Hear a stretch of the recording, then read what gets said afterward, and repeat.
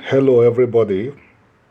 I hope Monday is a good day for you as I'm getting ready for a presentation at the University of Las Vegas, Nevada. I decided to take a few minutes and address us before I'm called to present my paper, which is about the Igbo people and the genocide the Igbo people suffered roughly 60 years ago. Less than 55, thereabouts ago. I decided to take out a few minutes and go over what you are going to get hereafter. As you all know, the election in Nigeria, rather than give Nigerians relief, the rulers of Nigeria used it to put the people into further stress. Rather than the election giving them relief, it brought more tension. And as everybody that is following Nigeria must have seen, a lot of ugly things began to come out of the bottle. A notorious gentleman that goes with the initial FFK, an anti-Semite, descended to scare mongering, fear mongering, incitements. He was trying to incite the Yoruba people against the Igbo people by stirring the fear that the Igbo people are grabbing, taking over Lagos.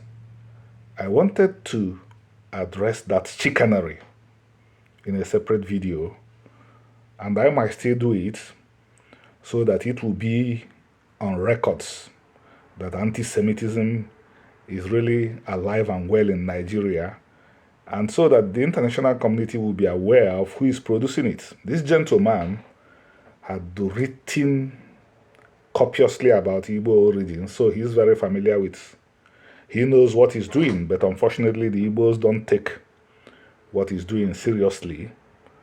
But I decided to shelve and suspend that for now and focus on something not more important, but for us that are writers or people that engage in similar things, we move as the muse moves in us. I was watching a video this morning, very brief one. It was about one Frank Nweke Jr. I knew when he was a minister or something like that in the federal government of Nigeria. I noticed he was quite articulate, but I will say it so that we will take corrections.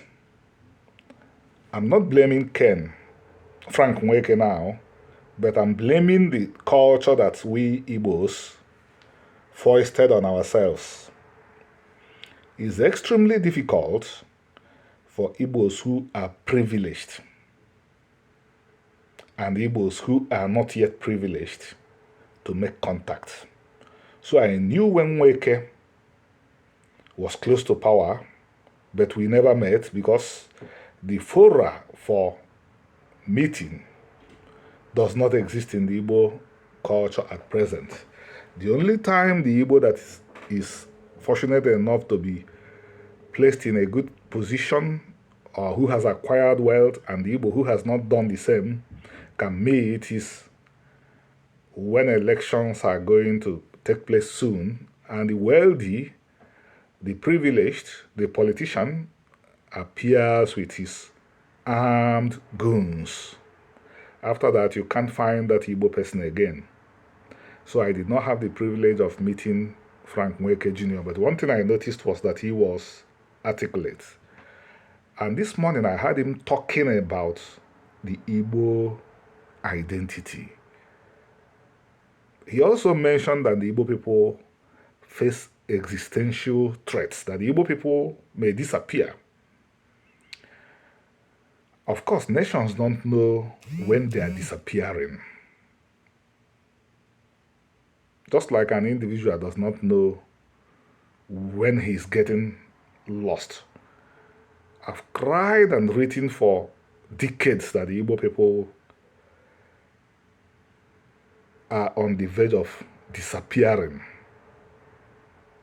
So I was impressed that somebody privileged, well-educated, privileged and well-educated, did also notice what I had been preaching. But I also do not think, or let me move from another direction. I think I should let Nweke Jr. have some information that I am not very, very sure he has. When we talk about identity, we are, of course, talking about culture and religion. Is Nweke Jr. aware of what is Igbo culture and what is Igbo religion? I very much doubt that he does. And when what you claim or what you think is your identity is not connected to your religion and culture, I do not know if your identity will help in preserving you. So, it's very, very important for me to use this opportunity to pose the question to Nweke. What is the Igbo identity? What is the culture of the Igbos? What is the religion of the Igbos? If he can answer all these questions positively, Omenala defenders and the other people working to improve the welfare of the Igbos from the right angle would have gained an important ally.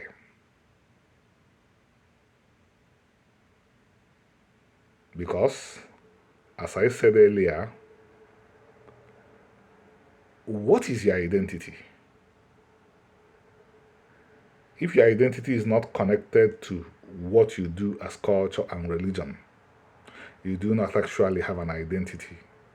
And here, I will stop and hope that he would listen to what I have just said. Thank you. Have a great week and be safe.